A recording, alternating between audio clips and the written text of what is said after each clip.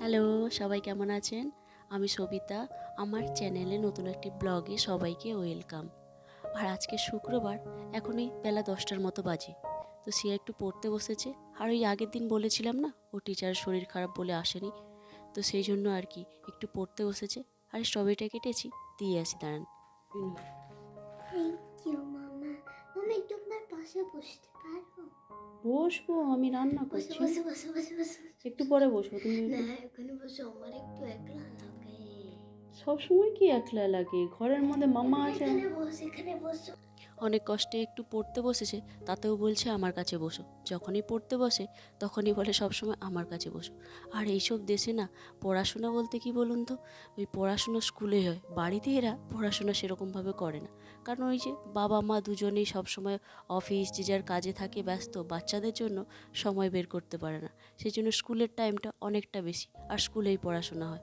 আর এই দেখুন, কথা বলতে বলতে এটা বলবো বলে এই ডাব্বাটা কিনেছি চালের জন্য। বেশ ভালো, তাই না? আমি অনলাইনে কিনেছি, মানে আগে একটা কিনেছি যাতে ভালো হলে পরে আরও কিনবো। দেখলাম বেশ ভালো, খারাপ না।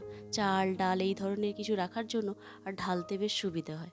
আমি ভাতটা বসিয়ে দিয়েছি, ডালটা হয়ে গিয়েছে। আর দুজনে মা মেয়ে খাবো তো, সেই জন্য একটু মাশরুম আর পেঁয়াজ দিয়ে একটু ভাজছি। এটাতে অবশ্য হলুদ দেয় কিনা জানি না, আমি যখন একটু ভাজি না একটু হলুদ দিয়ে দিই। আর এদিকে মাছ ভাজা করব।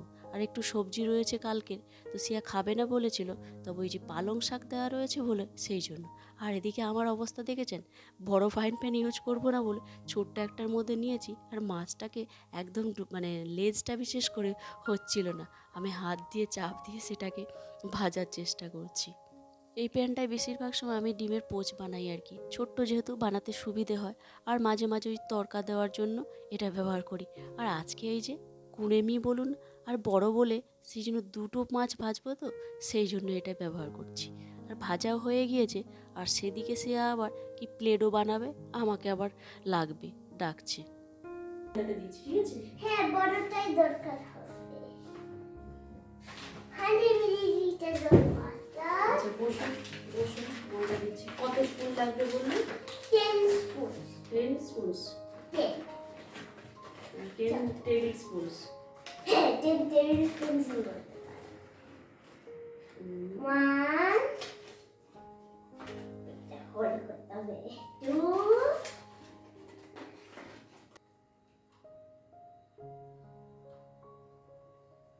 ঠিক আছে, না না না, যতটা লাগবে না, অনেকটা নিয়ে নিন। পুরোটাই দিয়ে দাও, ইউজ করছো যখন। ফিউ ড্রপস লাগবে বলেছিলে, কিন্তু তুমি অনেকটাই অনেকটা ওটা জল দিয়ে ধুয়ে নাও তাহলে।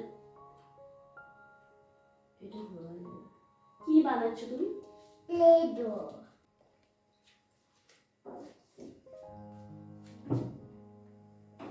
একটু বেশি হয়ে গেছে। প্লেডোটা হবে তো? হ্যাঁ, এবার কি হাত দিয়ে মিক্স করতে? এবার মিক্স করবো। দুটো হাত দিয়ে মিক্স করে? ঠিক আছে ঠিক আছে, তুমি যেরকম খুশি।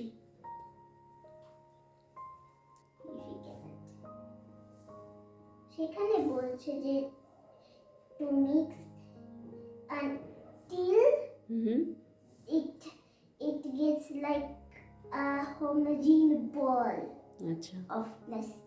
বল তো এখনো হয়নি তোমার? না, মনে হচ্ছে শুধু বিজু। মনে হচ্ছে আমার হেল্প লাগবে। হ্যাঁ, একটু help করতে পারো।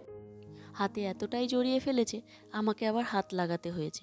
আর এইসব করতে করতে আমি বারবার বলছিলাম আর কিছু লাগবে কি না। সব শেষে তারপরে বলছে মামা তেল দিতে ভুলে গিয়েছি। তো আবার এই যে সব মাখানোর পরে আবার ওই পরিমাণটা ঠিকঠাক করে তেলটা দিচ্ছে আর কি। আর এই প্লেডোগুলো কি বলুন তো, বাড়িতে বানানো তো, ওই 2-3 দিন ভালো থাকে, তারপরে কিন্তু খারাপ হয়ে যায়, দোকানের মতো নয়। কিন্তু বাচ্চারা যদি খেলতে চায়, ওই বাড়িতে এরকম করে সহজেই বানিয়ে কিন্তু করা যায়।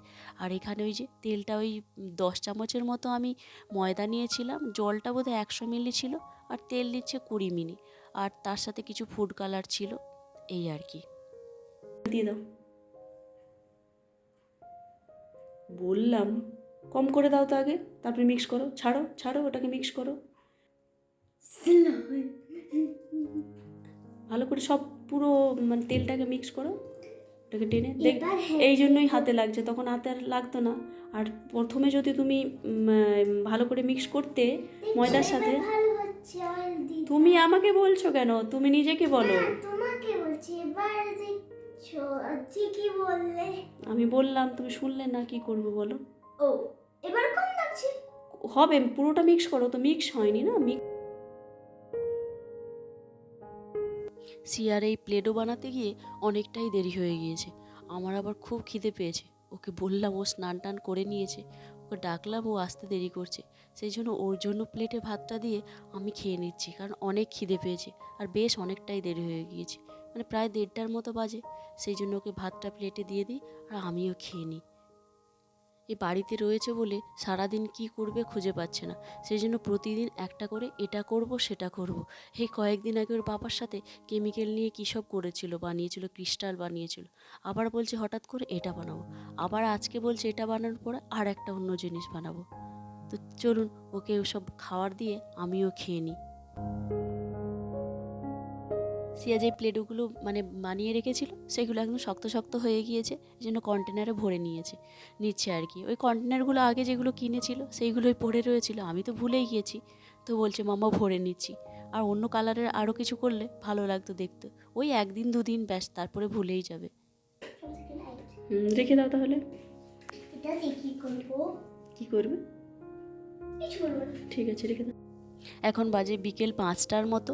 আমি একটু ওই যে স্ন্যাক্স বানাবো বলে সেই জন্য ওই যে কিছু ক্যাপসিকাম, পেঁয়াজ, রসুন কুচি, ধনে পাতা, লাল ক্যাপসিকাম, সবুজ, এগুলো কেটে নিয়েছি। আর আমার কাছে ইউলোটা ছিল না, সেই জন্য ইউলোটা কাটিনি। আর স্ন্যাক্স বলতে এই রেসিপিটা আমি কিন্তু একটা শর্ট ভিডিও শেয়ার করেছিলাম, অনেক লোক দেখেছে আর অনেকের পছন্দও হয়েছে ভিডিও, মানে রান্নাটা। আর এর আগেও যখন আমি বাড়িতে বানিয়েছি, কয়েকবার বন্ধুবান্ধবদের খাইয়েছি, মানে আমাকে কিন্তু এটা মার্কস দিয়েছে 100-এরও বেশি, মানে খুবই টেস্টি হয়। আর আমি বলবো যে এই রেসিপিটা একদম কিন্তু 100% হেলদি। আর এটার জন্য আমি চিকেন নিয়েছি, মানে লেগ পিসেরও যে চিকেনটা নিয়েছি, হাড়গুলো মানে বাদ দিয়ে, আর কিছু ব্রেস্টের দিকে যে মানে ছিবড়া যেটাকে বলি, ওই মাংসটাও নিয়েছি। কারণ দুটো মিক্স করে যখন এই রেসিপিটা হয়, এটা কিন্তু বেশি টেস্টি হয় আর কি। সেই জন্য এটাকেও আমি একদম পেস্ট করে নিয়েছি। আর তার সাথে দিয়ে দিচ্ছি গোলমরিচের গুঁড়ো, পরিমাণ মতো লবণ, আর ওই যে সবজিগুলো কেটে রেখেছিলাম ওইগুলো।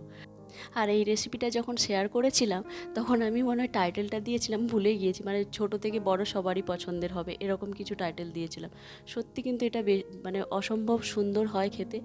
আর পরিমাণ মতো, মানে পরিমাণটা একটু ঠিকঠাক দিতে হবে, মানে এই যে সবজির মানে ক্যাপসিকাম, যে লাল হলুদটাও দিতে পারেন, এইগুলো ব্যাস। মেন ইনগ্রিডিয়েন্টস হচ্ছে মোজারেলা চিজ, এটা দিয়ে ভালো করে মিক্স করে নেব।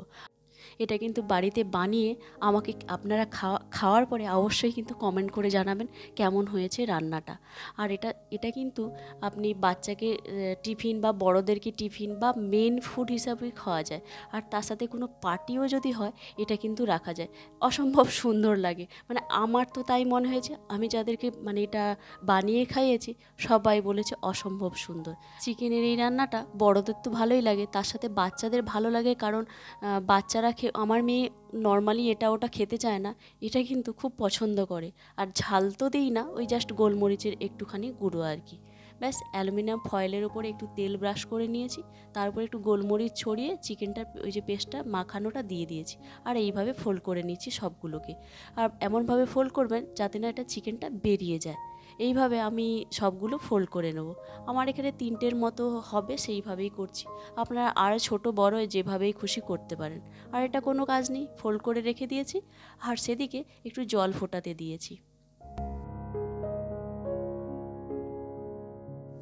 জলটা ফুটে উঠে গিয়েছে, এর মধ্যে এবার চিকেনগুলোকে দিয়ে দেবো। চিকেনগুলো দিয়ে ওই 10 মিনিটের মতো ঢেকে রাখবো। তারপর আবার 10 মিনিট পরে ঢাকনাটা খুলে দেখব। এই যে 10 মিনিটের মতো হয়ে গিয়েছে। এবার এটাকে খুলে একটু উল্টিয়ে দেবো। উল্টিয়ে দেওয়ার পর আরও 10 মিনিট ফুটতে দেবো। আর কোনো কাজ নেই, আর রান্নাটা একদম সহজ আর খুব তাড়াতাড়িও হয়ে যায়। যারা আমার ভিডিও দেখেন বা দেখছেন, তো দয়া করে আমার ভিডিওগুলো প্লিজ স্কিপ করে দেখবেন না। যতটুকু দেখবেন একটানা দেখুন, পুরোটা না দেখলেও যতটা দেখবেন, কারণ এতে না অনেক অনেক ক্ষতি হয়। আর যাই হোক, আমি কোনো দিন বলিনি, আজকেই প্রথম বলছি। তো এগুলোকে গরম জল থেকে তুলে নিলাম, তুলে ঠান্ডা করতে দিয়েছিলাম কিছুক্ষণ। তো পুরোপুরি এখনও ঠান্ডা হয়নি, বেশ গরম। আর এটাকে খুলে আপনাদের দেখাচ্ছি। দেখতে কিন্তু অপূর্ব লাগে, মানে সবুজ লাল হলুদটা থাকলে ভালো হতো, তো হলুদটা ছিল না, এরকম হয়েছে। দেখুন কত সুন্দর। আর এটা খেতে সত্যি একবার বানিয়ে দেখুন, আমি বারবার করে বলছি। জানি না আপনাদের কেমন লাগবে, কিন্তু ওই যে বললাম, মানে অনেক সবাই কিন্তুই ভালোই বলেছে। এগুলোকে ছাড়িয়ে আপনাদেরকে একটু কেটে দেখাই কেমন হয়েছে। এই যে বানাচ্ছিলাম, সিয়া অনেকবার দেখে চলে গিয়েছে মাম্মা কখন হবে। তো হয়ে গিয়েছে, আমার পেছনেই দাঁড়িয়ে রয়েছে যে মাম্মা আমাকে দেবে না, সেই জন্য আমি কাটছি। কতটা সুন্দর হয়েছে দেখুন। আর কি কি ইনগ্রিডিয়েন্টস দিয়েছি মনে হচ্ছে বলেইছি। তো দেখুন, তো দেখি সিয়াকে একটু দিয়ে দিই, তারপর আমি একটু খাওয়া দাওয়া করে নিই। বেশ ভালোই হয়েছে।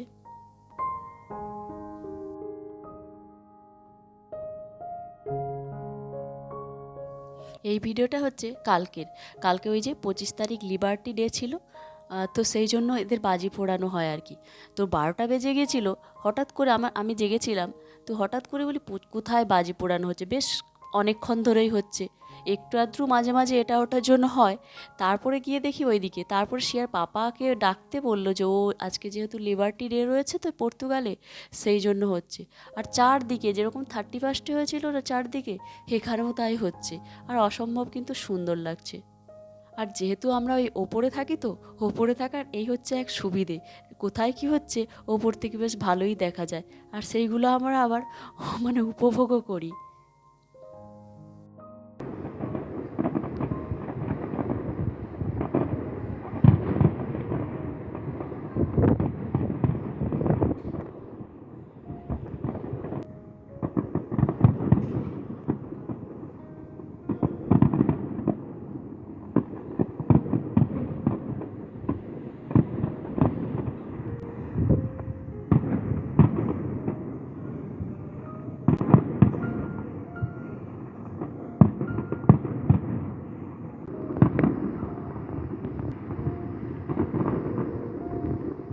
এই যে ফায়ার ওয়ার্কসটা হচ্ছে কোন দিকে হচ্ছে বুঝতে পারছেন?